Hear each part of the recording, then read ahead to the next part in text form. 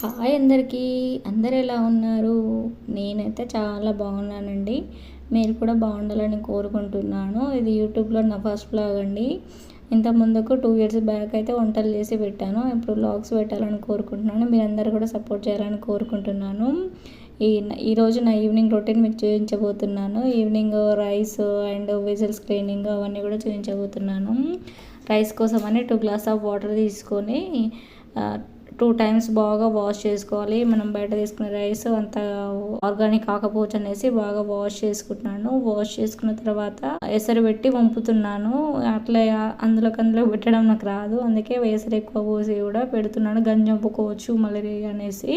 ఎసరు పోసుకున్న తర్వాత స్టవ్ ఆన్ చేసుకొని స్టవ్ మీద పెట్టి కర్రీ కోసం అని ఎగ్ ఫ్రై చేస్తున్నాను నైట్ అని.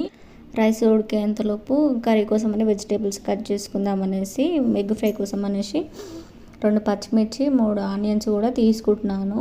ఆనియన్స్ పొట్టు తీసుకొని ఒక 5 మినిట్స్ పాటు వాటర్లో నానేసుకుంటే కట్ చేసేటప్పుడు కళ్ళకి నీళ్ళు రాకుండా ఉంటుందని అలా చేస్తున్నాను. పచ్చిమిర్చి కూడా వాటర్లో కడుక్కొని కొసలు కట్ చేసుకొని మధ్యలోకి చీల్చుకొని 4 ముక్కల్లాగా కట్ చేసి పక్కన పెట్టుకుంటున్నాను. పెట్టుకున్న తర్వాత ఆనియన్స్ కూడా అలాగే కట్ చేసుకొని సన్నగా ముక్కలుగా కట్ చేసుకోవాలి. లావుగా ముక్కలు కట్ చేసుకోవడం వల్ల తొందరగా ఉడకదు, అలాగే టైం టేకన్ ప్రాసెస్ కూడా. ఇలా చేసుకోవడం వల్ల సైమల్టేనియస్గా రైస్ ఒకేసారి అవుతుంది, ఎగ్ ఫ్రై కూడా ఒకేసారి అవుతుంది అనేసి ఇలా సన్నగా కట్ చేసుకుంటాను. అలాగే ఎగ్ ఫ్రై కూడా సన్నగా కట్ చేసుకుంటే బాగుంటుంది.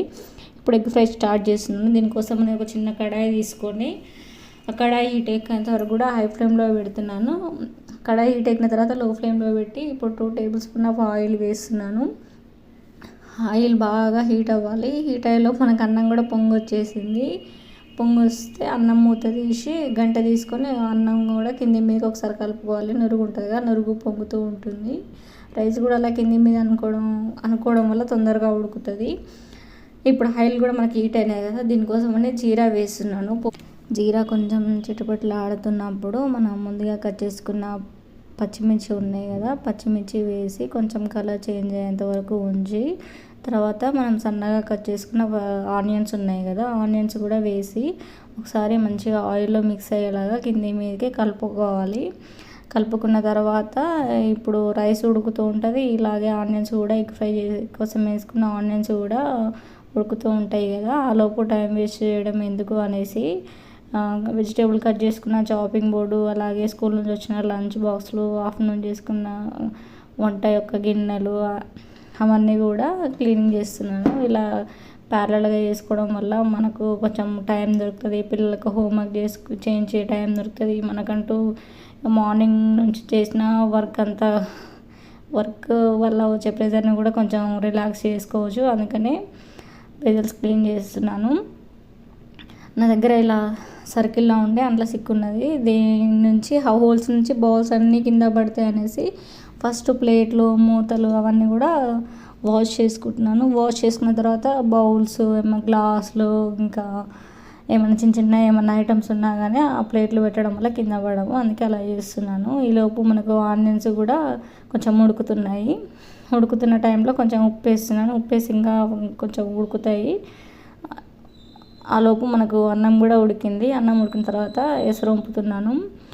ఎసరు కొంచెము ఉంచుకోవాలి, ఒక దారలాగా ఒక లైన్ లాగా పడుతుంటుంది కదా, అంత ఉంచుకోవాలి. అట్లా ఉంచుకోవడం వల్ల ఏమన్నా ఒక్కొక్క మెతుకు ఉడకకున్నా కానీ ఉడుకుతుంది. ఇప్పుడు మూత తీసుకొని అన్నం కొంచెం సమానం అనుకొని మూత పెట్టి ఇప్పుడు మనం అన్నం వంపుకున్న ఎసరు ఉన్నది కదా, ఆ ఎసరును కూడా గిన్నె పైన పెడితే అన్నం కింది నుంచి అడుగంటుకోకుండా ఉంటుంది. అలాగే ఇప్పుడు కొంచెం గిన్నెలు అయిపోయినాయి కదా, ఇప్పుడు నైట్ కోసం అని బాటిల్స్ అన్నీ ఫిల్ చేస్తున్నాను. ఖాళీ ఉన్న బాటిల్స్ అన్నీ ఫిల్ చేస్తే ఇట్లా వంట అవుతుంది. ఇక్కడ బాటిల్స్ ఫిల్ చేసే టైం మళ్ళీ దానికోసం సపరేట్ టైం స్పెండ్ చేసే అంత లేకుండా కూడా ఇలా చేస్తూ ఉన్నాను. ఇట్లా 1 by 1 ఇట్లా వర్క్ చేసుకోవడం వల్ల మనకు కూడా కొంచెం ఖాళీ స్పేస్ అనేది దొరుకుతున్నది అనేసి ఇలా 1 by 1 చేసుకుంటున్నాను. బాటిల్స్ ఫిల్ చేసి పక్కకు పెట్టాను. ఈలోపు మనకు ఆనియన్స్ కూడా ఉడికినాయి.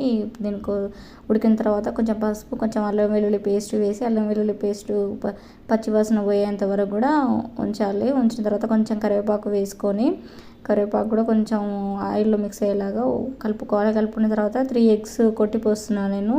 ఇవి ఫ్రెష్ ఎగ్సే, అందుకే డైరెక్ట్ వేస్తున్నాను. లేదంటే బౌల్లో వేసుకోవాలి. ఏమైనా డ్యామేజ్ ఉన్నా కానీ తెలిసిపోతుంది, లేదంటే కర్రీ మొత్తం ఖరాబ్ అయిపోతుంది. ఎగ్స్ వేసుకున్న తర్వాత ఒక మూత పెట్టి ఒక 5 మినిట్స్ అలా ఉంచాలి. 5 మినిట్స్ అలా బోత్ సైడ్స్ ఉడికిన తర్వాత 2 స్పూన్ల కారం వేసుకోవాలి. మనం ముందే కొంచెం ఉప్పు వేసుకున్న కాబట్టి దానికి సరిపడా ఉప్పు వేసుకోవాలి. ఉప్పు వేసుకొని ఒక 5 మినిట్స్ to 10 మినిట్స్ అలా ఉడికించుకోవాలి. ఉడికించుకున్న తర్వాత స్టవ్ ఆఫ్ చేస్తే మన ఈవినింగ్ రొటీన్ అనేది అయిపోతుంది. Thanks for watching. Please subscribe my channel. Thanks you.